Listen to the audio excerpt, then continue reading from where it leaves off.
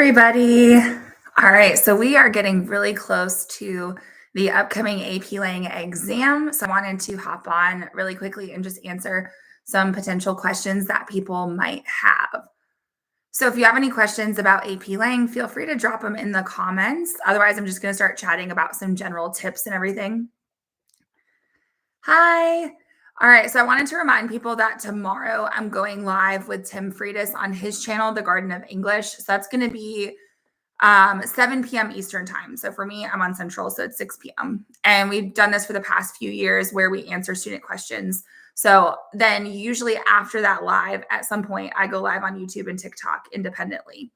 So if you have any questions about AP Lang, let me know and I'd be happy to address those. How's everybody feeling about the test? It looks like we have a couple of people commenting that they're anxious. So hopefully we can ease some of that worry as well. I really need help with getting a better score for MCQ. Okay, so let's talk about some MCQ tips.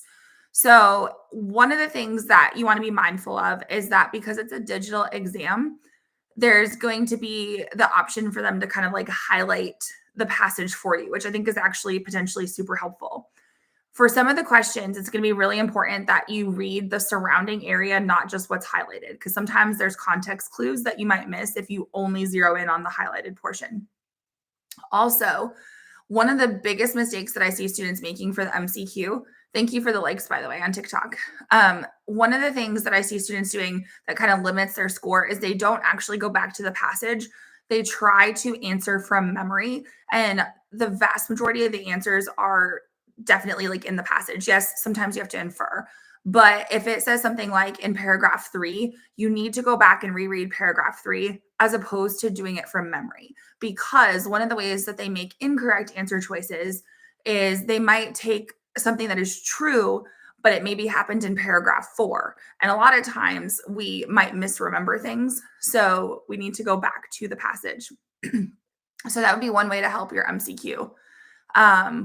Something else to think about is a lot of students tend to do better with the writing MCQ, which are the ones that say like, this is a draft. And so really make sure that you're kind of playing to your strengths because each question is worth 1 point. So don't get too hung up on like a hard passage either. For the reading ones, like passages 1 and 2, sometimes I've heard students tell me that a hard passage sometimes has easy questions. So if you start reading the MCQ and you're like, this passage just doesn't make sense, don't panic because the questions might be easier, or at the very least, there might be some that are more approachable. So try not to panic in that regard. Awesome. So what other questions do we have? Okay, so Edith on YouTube said, I'm scared for argument. Yeah, that's the one that I would be most worried about, I think, as a student, because there's like the most freedom with it, but also like the least amount that you can control, I guess.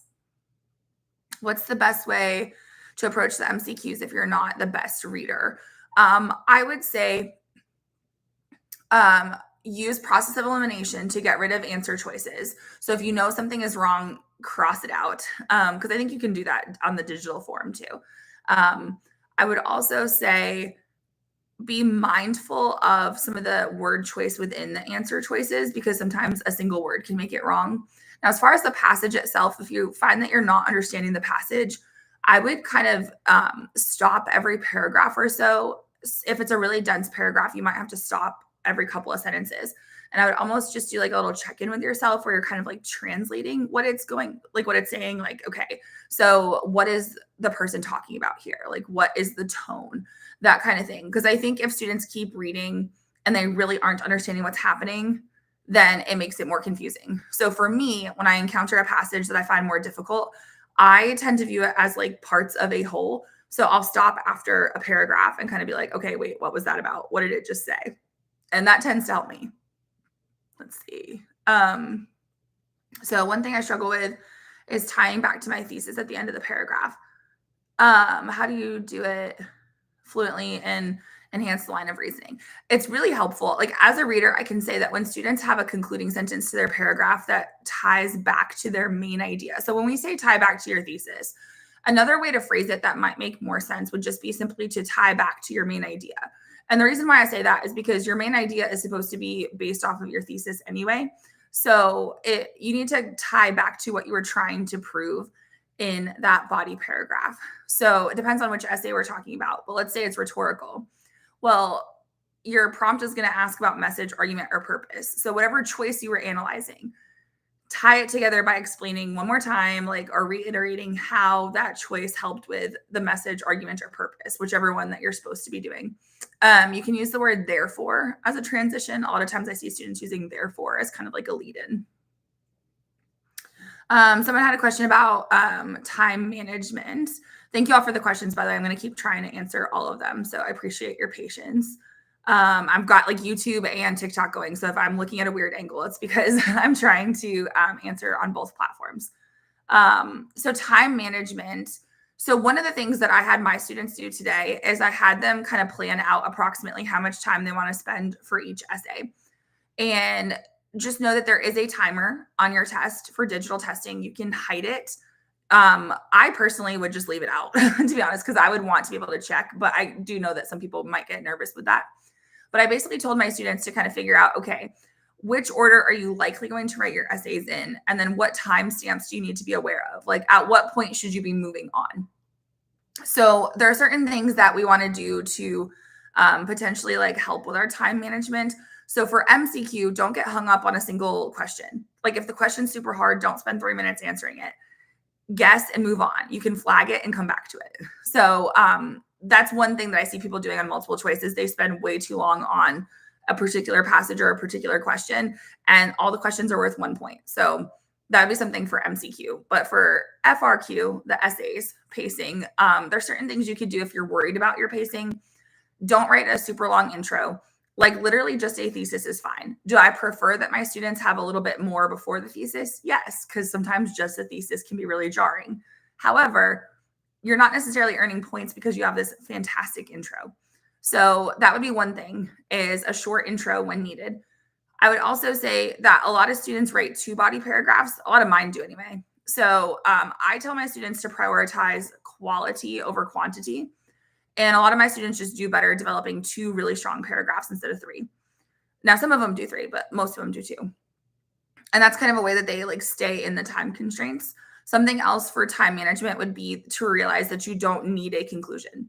Is it nice to have one? Absolutely. Like we do want that if possible. But I would say the conclusion is the first thing to go if you're running out of time, because it's not a required component of the rubric. So in that sense, while a conclusion can be nice, it's not mandatory. So if you are just finishing up a body paragraph and you're supposed to be moving on, I would move on. And then if you have time, like let's say you have 5 minutes left, maybe go back and fix that conclusion. But usually the conclusion doesn't impact most people's scores. Okay, let me make sure I'm answering some on TikTok. Thank you all for the likes. Let's see. How many devices should I use in my rhetorical analysis essay? So usually like 2 to 3. So it kind of depends. Like most of my students do 2 body paragraphs. They have 2 main rhetorical choices. Some students do 3.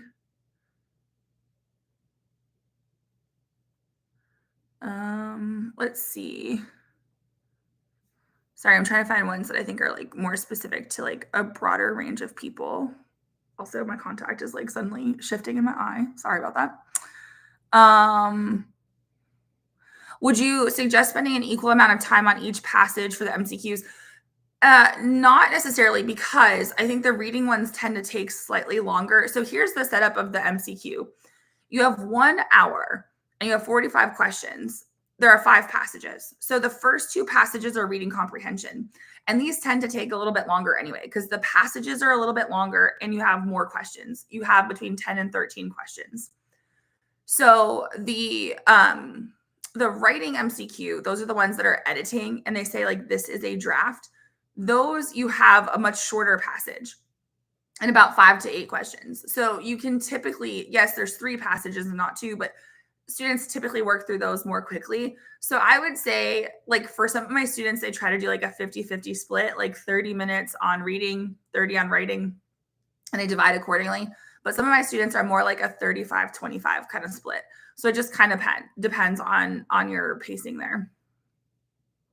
What are some of the most common devices that you'll think we will see? I would say, so the ones that I see students writing about the most over the course of all the years would be probably repetition, especially for speeches. It's not in everything. There's definitely passages that have not had repetition, excuse me, but that one's common.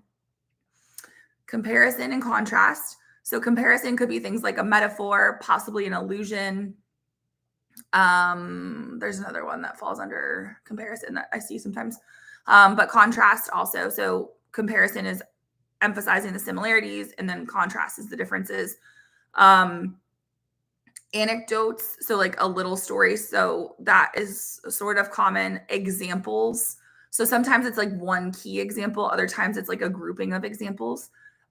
Detail. So what a lot of students think of as imagery is typically what we would call detail. And if you say imagery on your test, it's fine. But the way I was taught it, at least, is that imagery is more for like poetry and fiction, and detail is more for nonfiction. But detail, word choice, word choice and tone are in everything, like technically. So if you're ever stuck, like look at word choice and tone. I'm trying to think of some other ones that are popular. I don't have my students memorize like the super fancy ones that sound like medical terms or dinosaurs, because those aren't super helpful. I do have a video on my YouTube channel about, actually I have two. I have one that I made in 2020, like literally the morning of the test. And then I have one from like, I don't know, within the past like couple years. And so it'll say like common rhetorical choices or common devices that you need to know. And in those videos, I not only tell you what they are, like the ones I see students using most frequently, but I also give you examples about how you could write about it. So hopefully those videos would help. Okay, let me check YouTube real quick. I struggle with, okay, so for rhetorical, I struggle with how it, like the choice affects the purpose. Okay, so one of the things that I kind of repeat to my students is essentially like, why does the writer make this choice for this audience on this occasion? And so I think it's like, first of all, you got to know what the purpose of the passage is. Like, what are they trying to accomplish? We need to remember that they're tailoring their speech, their letter, whatever it is, to an audience. Now, for speeches and letters, I feel like that's a little bit easier. If it's a memoir or like an essay, sometimes that's a little bit different. It still is there. It just might be like a little harder to identify. So I would say if you're struggling with like the effect on the purpose, really think about why they're making that choice. Like, how is it helping them accomplish what they want to accomplish? So you could perhaps consider like who their audience is and why they would be receptive to that choice, and that kind of thing. Are any of the essays easier to get points on than the others? So technically, synthesis typically has the highest average, but I personally think that's because more students do that one. A lot of students start with it first, and I feel like they're just like kind of fresh with it and like they're not tired yet. So maybe that's why synthesis tends to have the highest score. And then typically rhetorical tends to have the lowest average globally, not by much, but it just tends to have the lowest average. But I really think it kind of depends on like you as a student, what you connect with and what the prompts are, to be honest with you. All right, let's see. Let me go back to TikTok. What order should I write the essays in? So most students start with synthesis. I would say there's two paths for this. So one would be, is there an essay that you are noticeably weaker at than the others? Like, let's say you're like, you know, rhetorical is just not my thing. Every rhetorical essay is like at least a point lower than my other essays. If that's the case, I would probably put rhetorical last on test day, because you can really write the essays in any order. And I just think that students should put their weakest essay last, because I would rather have a student rush their weaker essay than their stronger essay, because you can still earn points when you're rushing and that kind of thing on a weak essay. Or like I say weak, but like the one you're struggling with.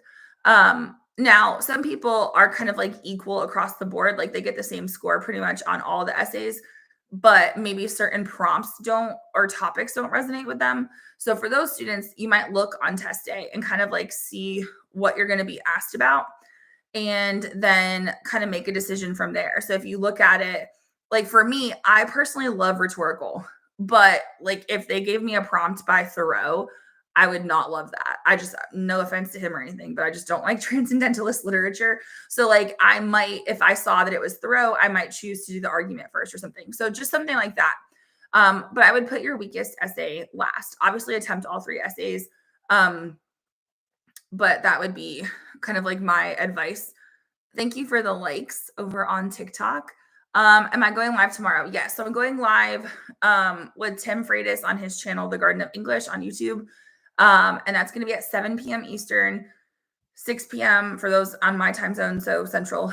And then I don't have a definitive time, like a set time, but I will go live at some point on TikTok and YouTube separately. And I usually stay up pretty late the night of the exam. Like in past years, I've been up to like 1 or 2 in the morning answering student questions. So anyway, yes, I will be going live on my platforms. It's just I don't have like a set time because quite frankly, I'm a mom and it's kind of like when my kids get to bed and once I get other things done. So I promise I will go live, but I don't have like a set time.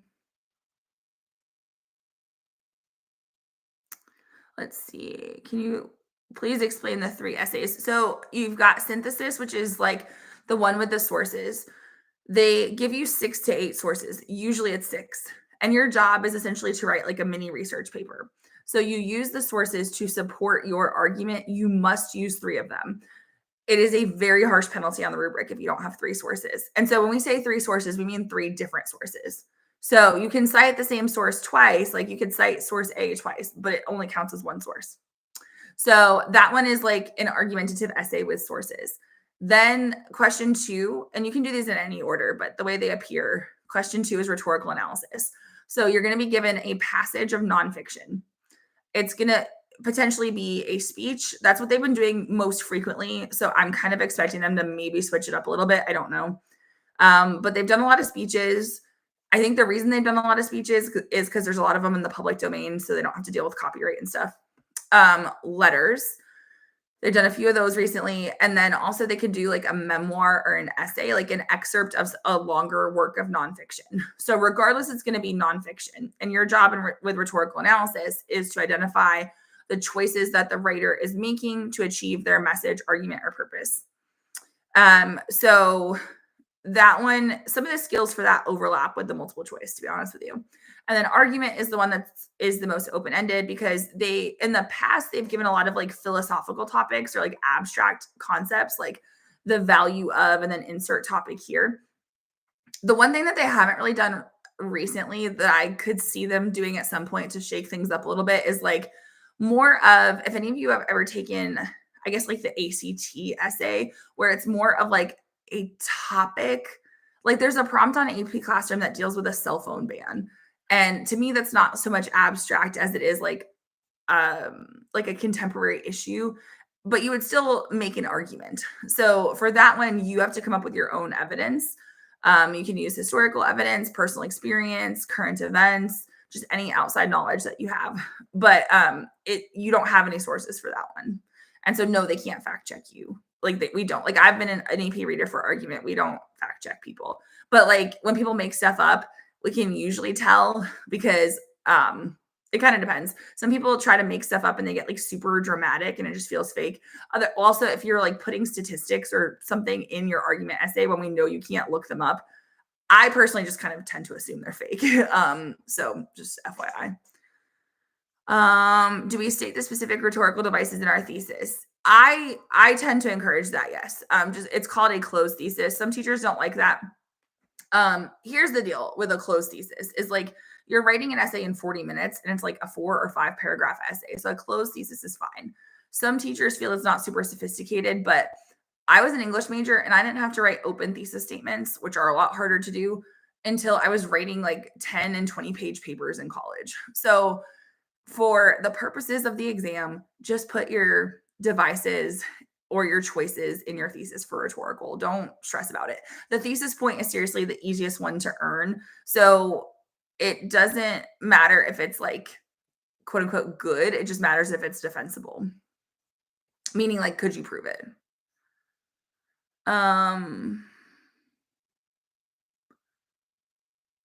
Let's see. What should I do to prepare the night before? Honestly, like I know you're probably asking about like study tips, but seriously, the best thing that you can do would be number one, make sure that you set your alarms and have like plenty of time to get to school. Um, because obviously like traffic and other things can happen. Um, and then get a good night's sleep. Make sure your device is charged. Make sure that you know your Blue Book login. Um, have a good breakfast ready if you're a breakfast person. Stuff like that. But as far as like things that you can do between now and then that are actually probably helpful, I would say what I would do if I were a student is if I had access to old essays, even if my teacher didn't give me a ton of feedback, I would go back through and read the essays, trying to like identify things that I thought I did well in the essay that I maybe could apply to other essays. So like certain phrasing that you like. Um, I was talking to my students today about some of the things that we did recently and that I wanted to remind them of. And my advice to them was to go back and read their old essays because I admittedly didn't put a ton of comments on their essays, but it was because we were like doing it kind of in class. Like it was like, here's a mini lesson. Now you do it. And so if they go back and they read those essays, they'll probably remember the stuff that hopefully that I was teaching them. So I would say you could read your old essays, like sort of recent ones. I probably wouldn't go back to stuff you wrote in the first semester unless like, I don't know, I guess it depends on how your school paces things, but like I would look at recent essays to potentially study. I would also maybe look at the College Board release essays if you haven't done that yet. Look at the higher scoring essays for recent years just so you can kind of see what readers are looking for. Let's see. Excuse me.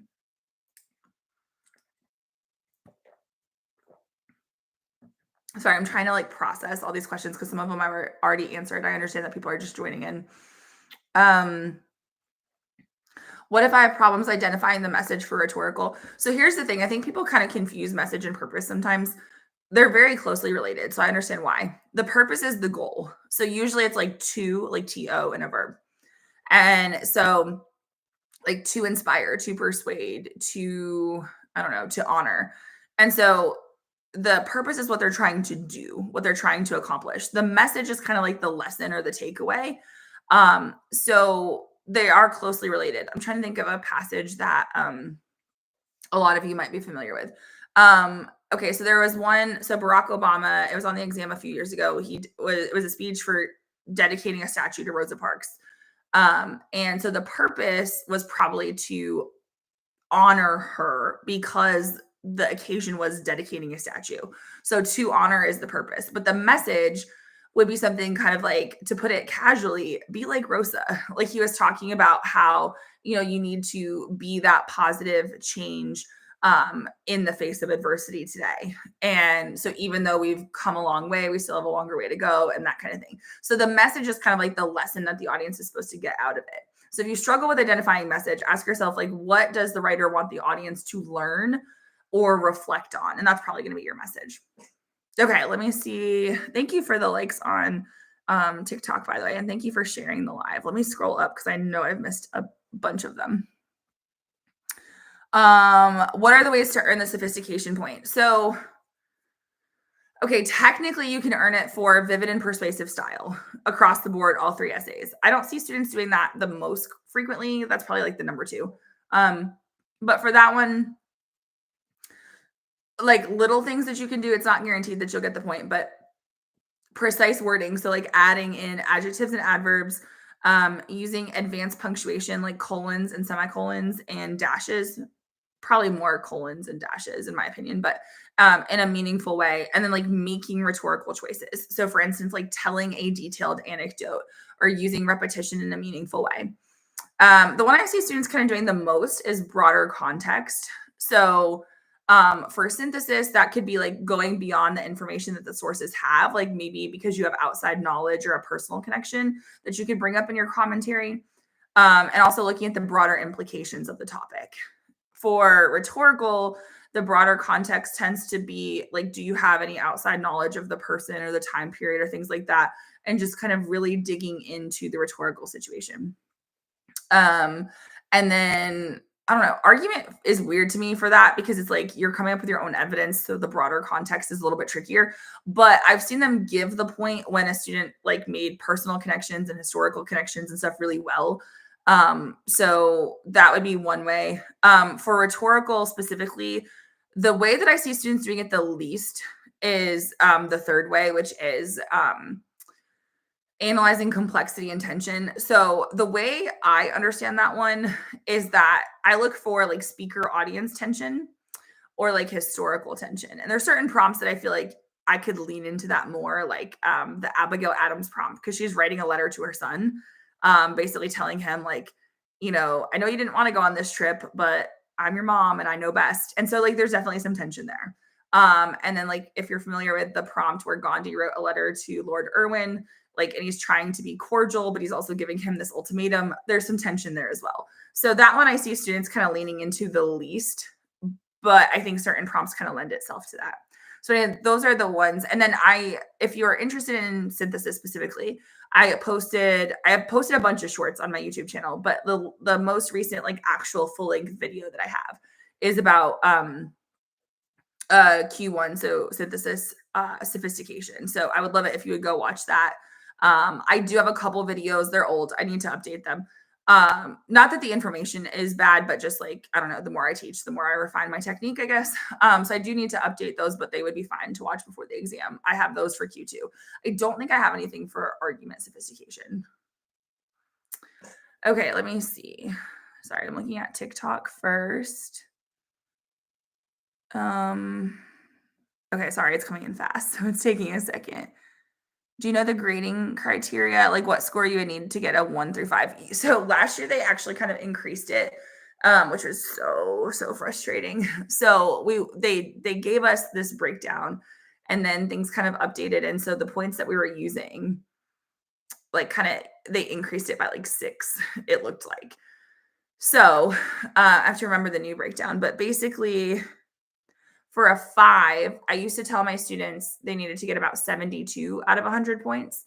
So now for them to get a 5, I want them closer to a 78 for me to feel more confident, which I hate that. Like every other test, they're norming it and like kind of making it easier. And then it's like AP Lang here, like make it harder. So that is a little bit frustrating, but it is what it is. I'm sure they have their reasons. I used to tell my students they needed, what was it, like 50, between 51 and 53 points for the very bottom of a 3. Now I would add a little bit more to that. So if you're like, okay, wait, how are you getting these numbers? So what you do, and Albert IO is one that does have a calculator, and theirs is pretty accurate. Like it's probably like one of the more accurate ones out there. But how I convert my students' scores is I take their multiple choice score. So let's say they answered like 35 questions correctly, they'd get 35 points. So that's the easy part.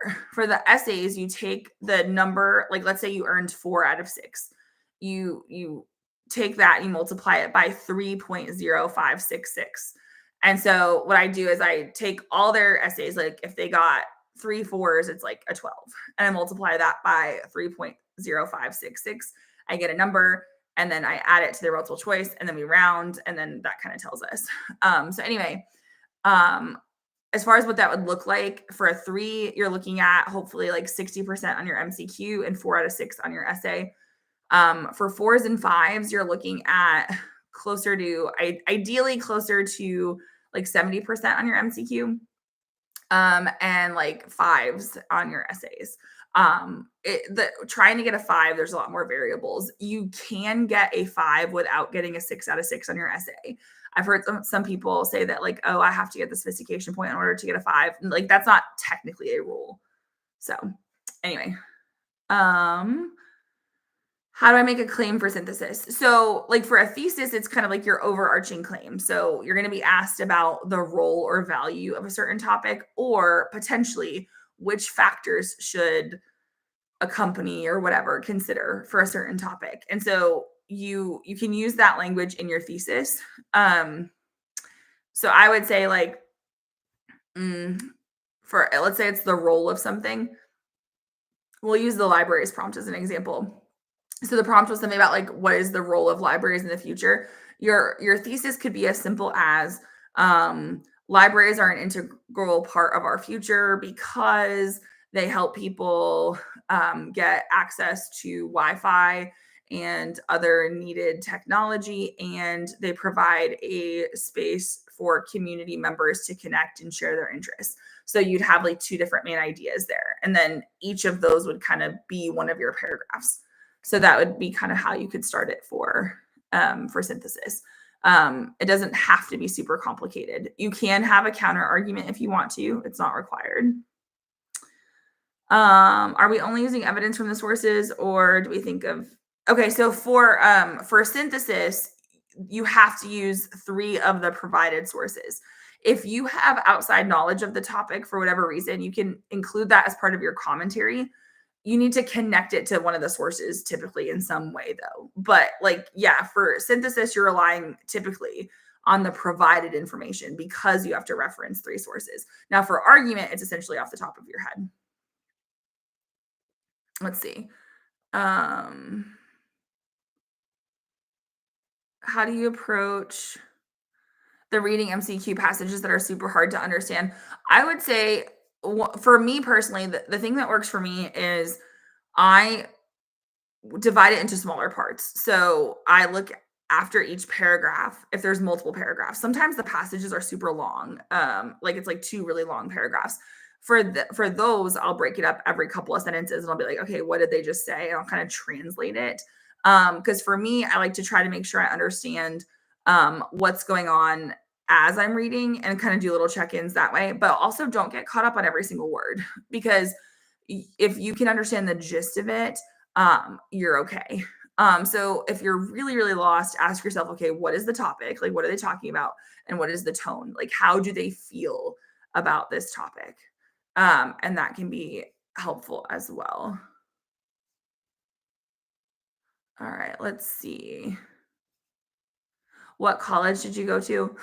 One that nobody's probably ever heard of. I went to Hendrix College in Arkansas. It's a small liberal arts college. They had a program called an Odyssey program that I was super interested in. And then also I threw shot put for track and field and I was good enough for D3, but not good enough for higher than that. So that was a way for me to pursue my interest. And they had a good creative writing program. Are you a teacher? I am a teacher. I am an AP Lang teacher. I'm also an AP reader and a College Board consultant and technically a textbook author. I say technically, I am a textbook author. All right, let's see. Oh, going to bed. All right, awesome. Well, get some rest and good luck on Wednesday. Thank you for joining us. Let's see. How specific should the evidence for Q3 be? So here's the thing: is a lot of times I feel like students don't necessarily have a problem picking the specific evidence, but sometimes they have a hard time explaining the evidence that they've chosen. So general evidence, we want to avoid like hypotheticals and just kind of like situations where you're talking about things like sports. Like that's not super specific. Even if you talked about gymnastics, like, yeah, that's more specific, but like try to talk about a specific person or event. So try to be narrow and use proper nouns. So like people, events, places, I suppose, depending on what you're talking about. But I think the big issue that students have is like knowing how to introduce the evidence because sometimes students write about people that are really famous and then they kind of assume that the reader knows what they're talking about. So there was one year where I was reading for something for our state and they're like pretty much probably like 40% of the essays I read used Edison, Thomas Edison and the light bulb as evidence. And like very few students actually knew more than he took multiple tries to invent the light bulb. And so it wasn't super compelling evidence because they didn't really know a whole lot about it. So there were some essays where the students did have more concrete information, like they knew the time period, they knew just more details, and those were more convincing. So you want to make sure that you could explain it to somebody who doesn't understand it, even if it's a common topic. So like even if you're talking about Rosa Parks, okay, we can assume that most people know who she is, but you should still be able to tell us some of the specifics about it and kind of weave that in there between commas or between dashes, like include that extra info to really help. And I think that helps with your specific evidence. And then as far as the commentary, ask yourself, okay, how does this example prove my thesis? Like, why did I choose to write about this example? And kind of go from there. But yeah, I see a lot of people trying to like write about really common stuff, and then they don't write specifically enough because they assume the reader knows, but we're not allowed to infer, if that makes sense. What are your top rhetorical strategies that can be picked out of a lot of prompts? Well, word choice and tone are technically always there. Repetition's pretty common. Anecdotes or examples, comparison, contrast, detail. So I tend to call it detail and not imagery. Those are the ones that are probably like most common. I feel like I do all this, but can never get above a 4. You never know. A 5 is hard to earn, but it is possible. I've had students, unfortunately, it works both ways. I've had some students who I thought for sure were going to get a certain score, and they scored lower than what I expected, which is unfortunate. And then there's other times where I've had students score like 1 or 2 points higher than on a composite than expected. There's always like pleasant surprises too. Okay, so someone basically asked, like, do longer essays score better? I mean, I've seen some long essays that just kind of rambled and still got like, so they kind of got like a lower score, but like in general, when I see short essays, like I still read it and I still give it a fair chance, but there are some essays where I could just look at it and I'm like, this is probably a 120 because of how short it is. So I do think there's kind of a happy medium where like you need enough commentary. And so when I see like little paragraphs like that typed up, I'm like, okay, there's not going to be enough here typically. So the way I teach my students how to write, and this is not the only way to do it by any means, but I tend to prefer that my students have 2 well-developed body paragraphs as opposed to 3 mediocre ones. So my students tend to have like more like like thick or like, I don't know, more developed, however you want to say it. Like they have more substantial body paragraphs. But I have tutoring students who their teachers require 3 body paragraphs. So their body paragraphs are a little bit shorter, but it still gets the job done and they have 3. So there's more than one way to write these types of essays. But I would be leery of like super short paragraphs because it's probably going to feel like you don't have enough commentary. Yeah, we got Asia and Hugo. Yeah, those are definitely helpful strategies for argument. For the unicorn point, so the sophistication point, I talked about that a little while ago, but basically it can be because of your style, broader context, things like that. I do have some videos on that. I just published, or well, I say published because that's what they call it on YouTube. But I just did a video pretty recently within the last week, I think, for synthesis, sophistication point, and some examples or ideas of strategies to try. And then I have a couple older ones for rhetorical as well. Someone asked if you can write your essay in Spanish. They won't be able to score it. Like if it's not in English, we don't score it. So please write it in English. Let's see. Is a 130 manageable because my teacher grades very strictly? Yes, like a 130 is manageable. In fact, a lot of essays that get a 120, I feel like they won't. A lot of them that I see, they don't actually need that much revision to get to that 130. So a 130 means that you have at least one body paragraph that is doing its job.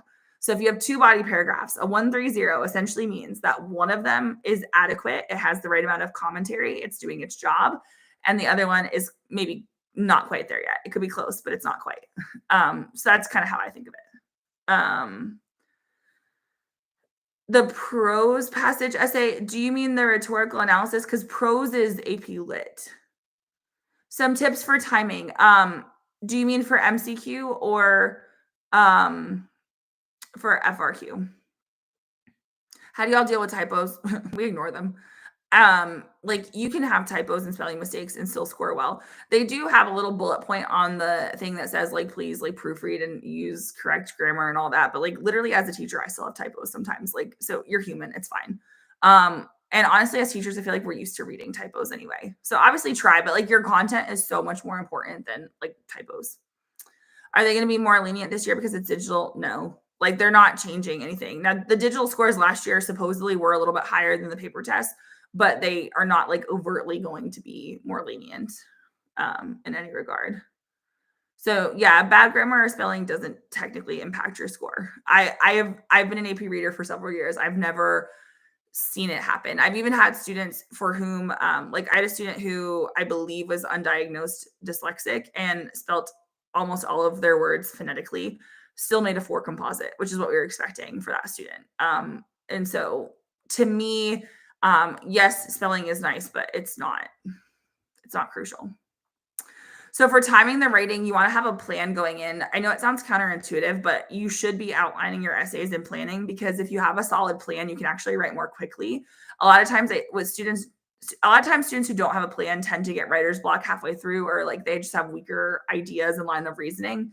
So you want to plan it. And then I would say, as far as like pacing and timing tips, shorter intro, like worst case scenario, just a thesis.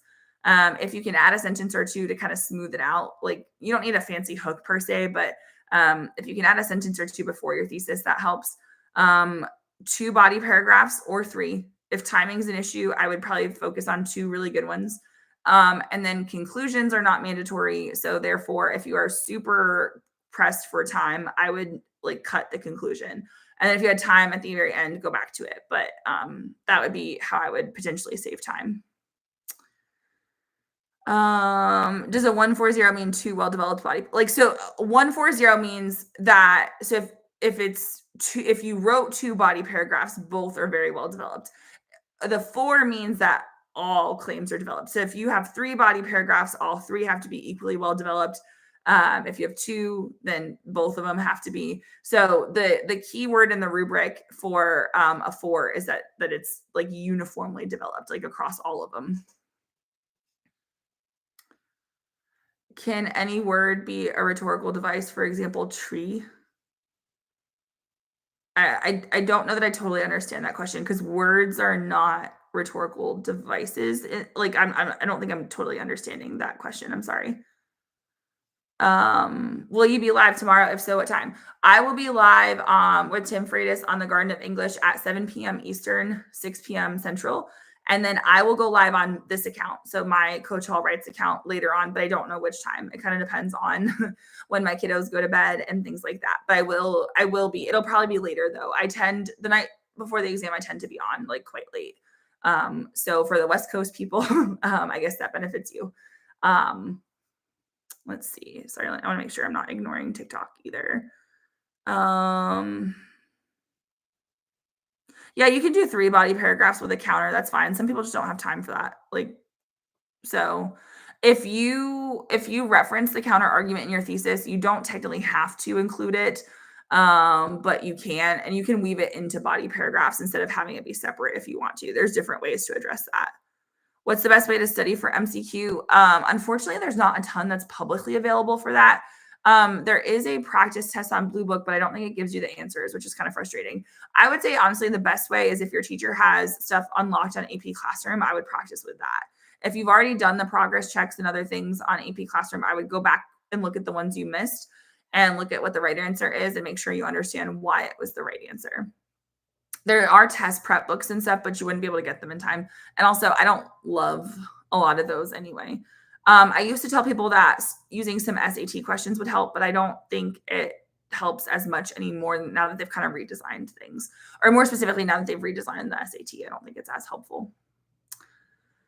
For the MCQ, if you're aiming for a 5, you want to get at least 70% correct, ideally 80% correct, or somewhere in that range for the MCQ.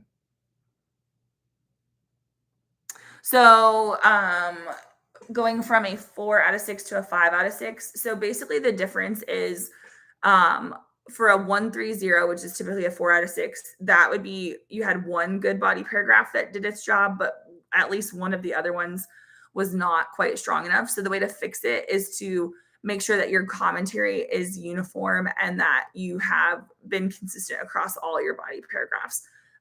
That's essentially, to simplify things, that's how you go from a 4 to a 5, assuming that you're talking about evidence and not sophistication. Do you think the MCQ will be easier with only 4 answer choices? Yes and no, because they used to have, this is my fear, they used to have 1 answer choice when it was 5. That was kind of like a really obvious throwaway. And like, I hope that's not the one that they like got rid of. But I do think it'll be easier just simply because reading 5 answer choices instead of 4 is more taxing. And like, so there is some kind of like fatigue, if you will, with that. So in that sense, just by reducing it, I do think it'll be easier, but I don't think the answers are necessarily going to be like a ton more obvious. I did sort of, I need to look at the data more closely because I think there's a variety of factors. But I was trying to consider, like last year I had my students do the progress checks, and this year I had them do the progress checks and the practice tests. And I was trying to see if there was any way I could track if the scores were higher. But the problem is it's different students. But in general, I would say with 4 answer choices, there's probably like a slight edge. Like this year's scores might have been higher a little bit. But also I noticed that fewer students were like right at the 60-minute mark. Like I still have a couple students who like they answer that last question right before we call time. But I feel like more of my students are pacing more comfortably now that there's only 4 answer choices. So I think that's probably the benefit.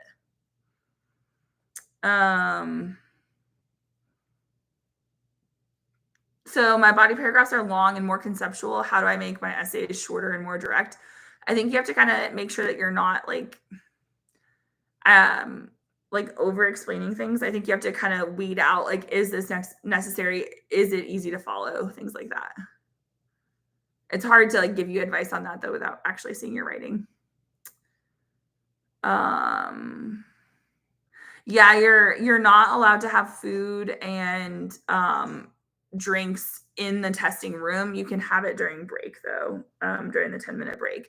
I'm pretty sure like it was very explicitly stated on the directions this year, like no food or drink in the testing room. But a lot of schools, like my school, gives it out during a break. A 1-2-0 for rhetorical analysis means that you have a thesis and then you have limited commentary in your body paragraphs. So you've identified a rhetorical choice, you've provided evidence, but your commentary is not developed enough. So it's maybe surface level. So to fix that, you want to really connect more specifically and deeper to the message, argument, or purpose, and also analyze some of those keywords and details a little bit more. Is there a list of rhetorical choices? If you search for Coach Hall writes rhetorical choices, I have some videos where I break it down. And I like try to explain like those choices in more detail. There are lists out there, but some of them are super long and have really fancy ones, and those are not always super helpful. For synthesis, can a source be used as a counter argument, be part of the 3? Yeah, absolutely. So it doesn't really matter how you're using them as long as you use 3. Best way to study for MCQs, I would say at this point would be AP Classroom if you have access to those things.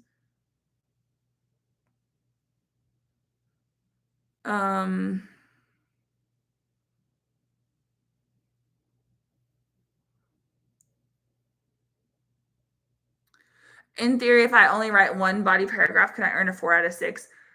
Technically, I've seen it happen. You would want to at least start the second body paragraph because there is this weird like sort of loophole about like multiple claims, and technically you could have multiple claims in a body paragraph. But like, so in 2020, we actually got to see our students' essays, and I had a student who made a 3 that year because they only had 1 essay, and to get a 3, you essentially had to get a 4 out of 6. And that student had like their intro, a really, really good body paragraph. And then they got like halfway through the second one and time was called, and they still made a 4 out of 6. And the rationale was that they had done 1 body paragraph well, and they had started the second one. They just didn't finish. And so it wasn't evenly developed, but they had done enough. So like in theory, yes. How do you know if your commentary is enough? I feel like, first of all, you want to look at the ratio of evidence to commentary. So you want to try, let's say you have 1 sentence of evidence, you want to try to have at least 2 or maybe 3 sentences of commentary. But I've seen students try to do that and then like they write the same sentence in different ways a couple of times. So you want to make sure that you can add words like because. A lot of times students will write commentary and they'll kind of cut off the sentence too soon. And so if you're struggling with commentary, add the word because to your sentence and keep asking yourself why. And that is how you can help with that. And then someone asked for rhetorical analysis commentary. You want to connect to the message, argument, or purpose. You can weave in the speaker or audience's values. You can comment on like the connotation or tone of certain words in the quote that you're analyzing, that kind of thing. Are we allowed to make up personal experience for the argument essay? Technically, yes, because no one's going to know. Just don't make it like super dramatic. Just because I feel like then it gets cheesy. Conclusions are not mandatory. So how important are they? If you can write one and you have time, do it. If you don't have time, it's okay not to have one. I did not take AP Lang. Our school didn't offer it. We only offered AP Lit. I went to a really small school, so they barely had any AP classes. I think they do now, though. Like the school's gotten bigger since I graduated. Tips on sophistication. So there's different ways to earn it, but you can earn it for your style. You can earn it for a broader context. And then like for rhetorical, you can analyze complexity and tension. I do have a YouTube video that I just posted about a week ago for sophistication for question 3. So not question 3, sorry, question 1, synthesis. So if you're looking for tips for synthesis sophistication, please check out that one because that video has examples and kind of like different techniques and stuff. And it's probably better for me to explain it in that video than on a live. So please go watch that video. It's like probably the most recent full-length one on my channel. Let's see. Someone asked a question about nuance. Yeah, nuance is, so a lot of people like sort of try for a counter argument to get nuance, but it has to be well executed. I see so many people for synthesis and argument just like trying to include a counter argument and it feels kind of forced. So you can do a counterclaim and rebuttal. You can do a concession and refutation. It can be its own separate paragraph. It can be woven throughout the essay. But just doing that alone doesn't guarantee the sophistication point. So just something to consider. Let's see. Are we allowed to make up statistics? No, I wouldn't make up statistics because we know that you can't access them for like, so I wouldn't, it would feel very fake. Does including a counter argument help with the commentary? It can, yes, because it kind of drives your argument. So it can. Like, yes, it can. It's not guaranteed. Like there's times when it's maybe not super helpful, but in general, it does potentially help because you're kind of acknowledging other perspectives. And then if you're refuting that, it helps your own argument. So yeah, in that sense, I would say yes, it does. How do you include 2 sources in a paragraph for synthesis? So typically what it would look like is you have your topic sentence and then evidence, commentary, concluding sentence. And so like the evidence would be from one source and then the commentary, and you would transition into evidence and commentary from another source. And the reason why you'd want to put 2 sources in conversation is because it kind of shows, I guess, like more voices to the conversation. So they could be 2 sources that go against each other, or they could agree with each other. It just kind of makes it feel more persuasive, I guess, in that sense. Let's see. So is it better to write 3 smaller or 2 larger body paragraphs? In general, I would say like 2 well-developed body paragraphs as opposed to 3 that are mediocre. It just kind of depends. If you've been writing 3 all year and you feel successful and comfortable with it, don't change. But if you feel like you have been barely finishing and you're like, oh, I might do better with 2 if I had more time, then go for it. Because I really feel like it's kind of an individual thing. Most of my students do 2, but a lot of my tutoring students do 3. And so it just really kind of depends. Let's see. If you use a concession in a thesis, do I need to explain it in the essay? Technically, no. Like, does it kind of help? Yes. But that is actually a point that like teachers have talked about is like, if you bring up the counter argument in your thesis, are you required to bring it up in the essay? And per the rubric, the answer is no. So I've seen plenty of essays where the student kind of had a counter argument and then they didn't actually address it later on. And yeah. So in that sense, oops, sorry, I minimized my screen. In that sense, I would say, sorry, my computer's acting super weird. Sorry, I got super distracted. I don't know what I was saying. My computer started like glitching. Um, so yeah, sorry. If can someone please tell me what I was talking about before my computer glitched? Because I just got super distracted. I'm so sorry. Oh, I think I was talking about like concessions. Yeah. So if you can, but you don't have to. Um, I would try to if you feel like it, if you have the time. But yeah. Is a counter argument nuanced enough for sophistication? If the counter argument is only in your thesis, no, it's not going to lead to sophistication. But if you do it within the body of the essay well, then yes, it can help.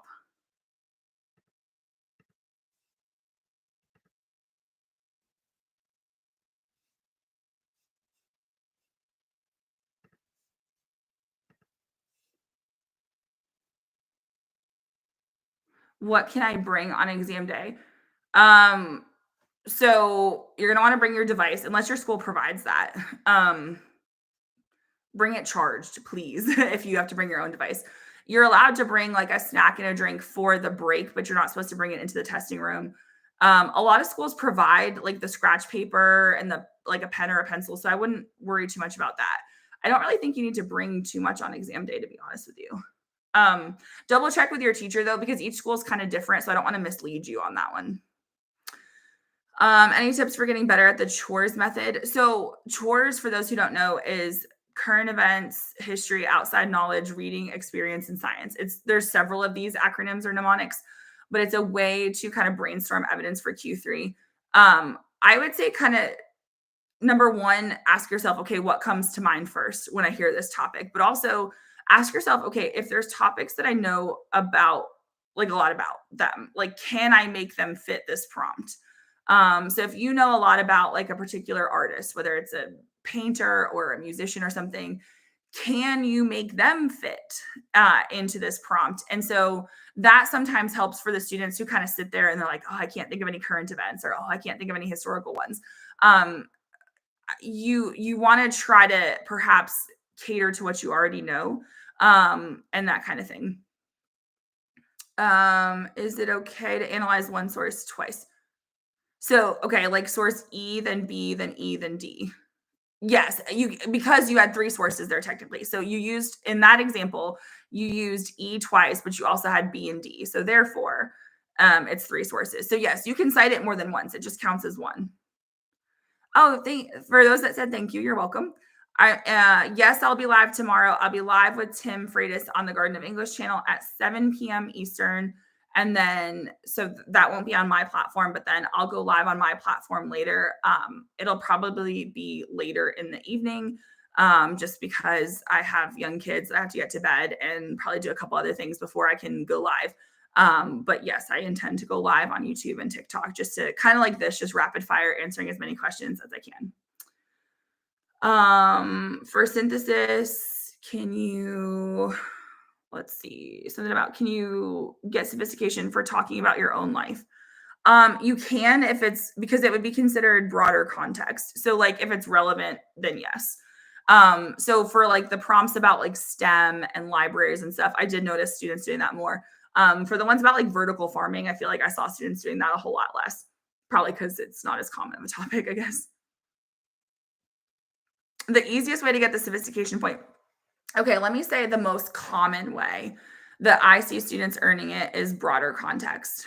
Um, I would say the number 2 way might be style, but I see that one happening a little bit less often. My students have found that broader context is the easiest way.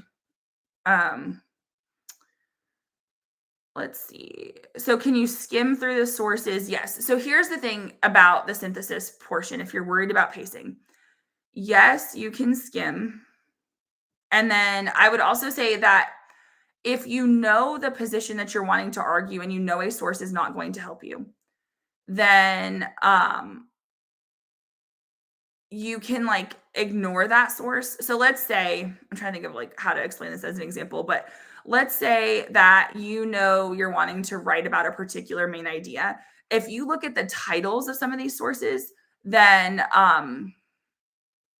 you can usually tell like whether it's like pro or con kind of thing or neutral. And so sometimes the title alone will help you understand if it's going to fit. And so in that sense, if you know it's not going to fit or if you know that you don't understand it, then you can skip it. And so sometimes you can go back to it if you need to. But if you're trying to save time on synthesis, then that would be one way to potentially do it. A similar thing would happen with like maybe the visual text. So you're going to get at least one. Usually it's two. And so if you get one, it has to be quantitative. It has to be like a chart or a graph. If you get two, it could at least one will be a chart or a graph, but the other could be something else. Like it could be like a cartoon or something. The benefit to the visual text is that they're quicker because you don't have to read as much. You just have to interpret, but they don't always fit your argument.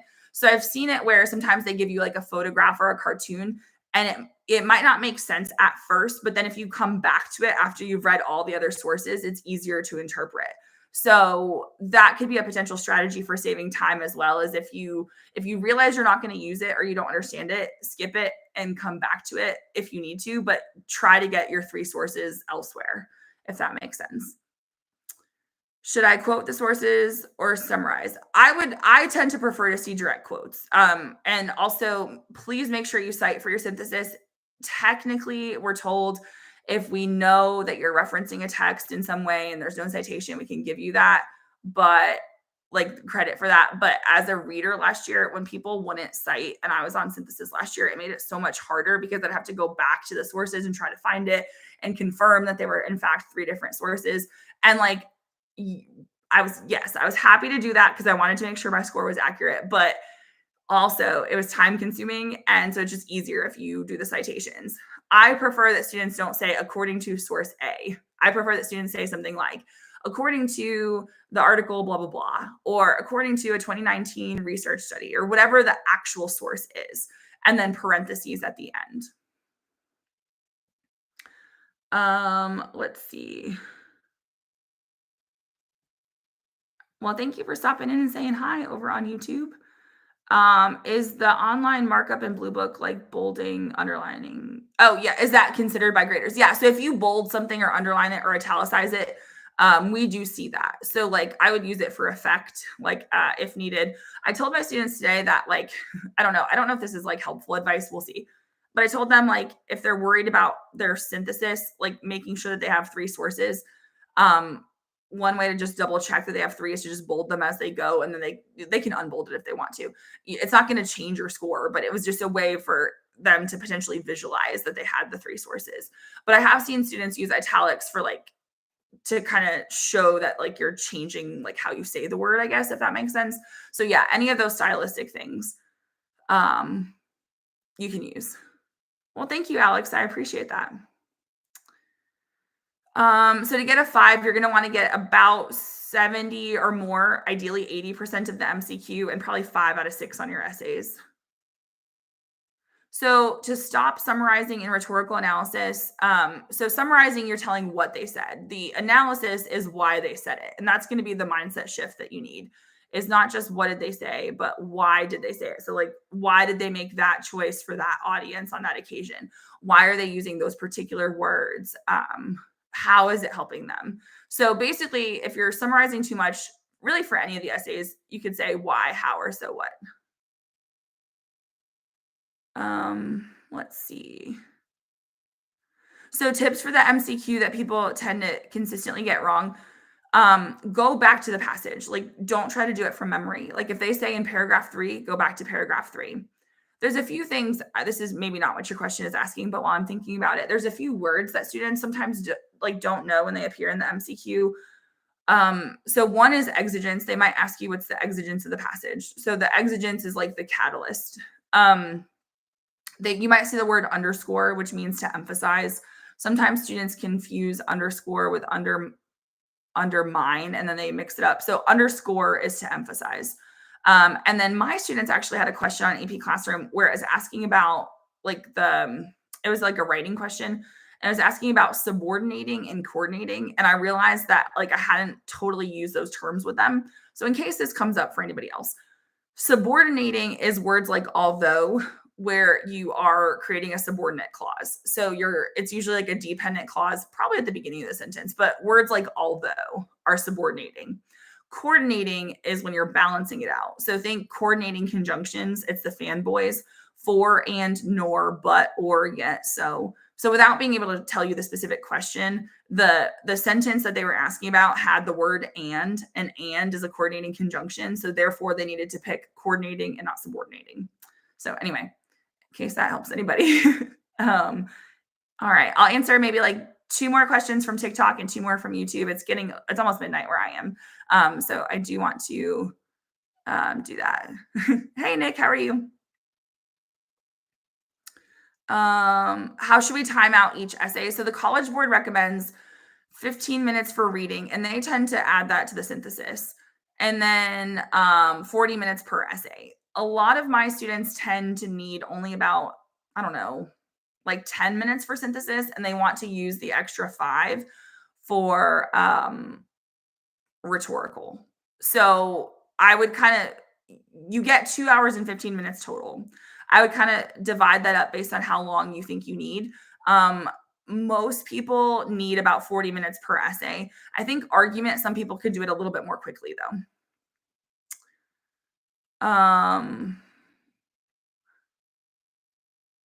Let's see. Are personal anecdotes bad for essay 3? No, in fact, some prompts actually really lend them to personal anecdotes. Now, if possible, try not to do only personal anecdotes, because then it kind of feels a little bit like self-centered, for lack of a better term. But like you can absolutely tell a personal anecdote in Q3. I would try, if possible, to have your other evidence be something that's more real world beyond yourself. But yeah, you can absolutely write about personal experience. In fact, I do have a video on YouTube about that one. All right, that was 2 from TikTok. Let me pick a couple from YouTube. Would there be different prompts for test day? Yeah, there's potentially different versions of the test. So the international kids have a different test. There could be different versions of the test in the US. I've heard, so I've never seen it happen, but I've heard that kids at the same school have gotten different versions of the test before. So it could happen. Awesome. Hey, Seth, thank you so much. I'm glad that you got a 5 last year. That's really awesome. What are the tones that I need to know? I don't think you need to memorize a ton of tone words, but I don't know. I feel like the basic ones would be like nostalgic and somber, patriotic, maybe matter of fact. There's something called a tone wheel that's kind of helpful. But yeah, I don't feel like you need to memorize a bunch of tone words. There is one on the MCQ that I've seen them use that is like not typically the answer. It's ingratiating. And so to me, that sounds like a really negative word, but ingratiating actually means to like flatter someone. It's like excessive flattery. So there's a practice question where one of the answer choices is something about ingratiating as the tone. And in that particular one, it's not the right answer because the person is not excessively praising the subject. How do you get the full 4 points for a body paragraph? So you got to be consistent between all your body paragraphs, whether it's 2 or 3. In order to get the 4, you have to uniformly develop all of your claims. All right, awesome. So thank you so much. To how many pieces of evidence per essay? Usually 2 per paragraph. It kind of depends. Some people can do it with 1.